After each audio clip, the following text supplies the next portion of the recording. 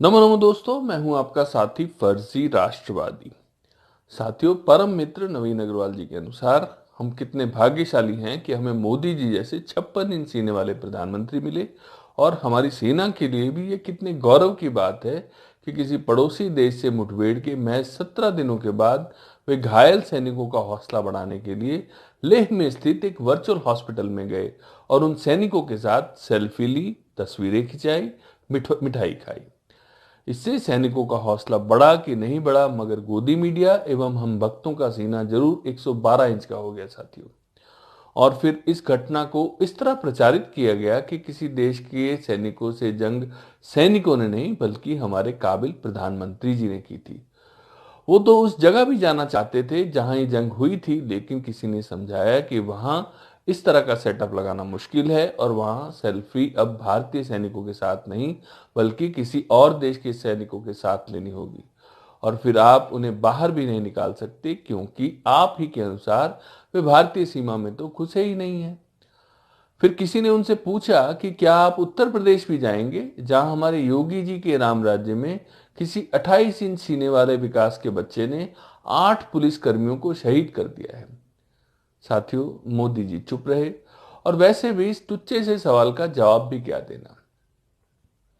क्या आतंकवाद के लिए भी हमें दूसरे देशों पर निर्भर रहना होगा, जबकि पहले से ही हम इस पर खूब आत्मनिर्भर हैं साथियों। साथियों, खुशी की बात यह भी है कि गोदी मीडिया ने उत्तर प्रदेश की इस घटना पर बिल्कुल चुप्पी साध ली है, वरना दो दो हाथ करने को तैयार विपक्षी दल वाले तो इस मुद्दे पर दलदल में ही डुबो देते। और वैसे भी जब तक गोदी मीडिया है हमें कुछ भी कहने करने की कोई जरूरत ही नहीं है साथियों। तो ये तो हुआ बीते दिनों का घटनाक्रम। अब आज की ताजा खबर ये है कि पड़ोसी देश की सेना 1.5 किलोमीटर पीछे हट गई है, लेकिन आगे कितनी आई थी ये कोई भी बताने को तैयार नहीं है साथियों।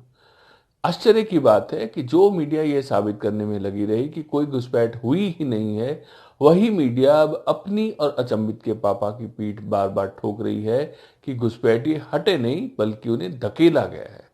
और टॉनिक वाली बाई का तो आज अंदाज देखने लायक था साथियों।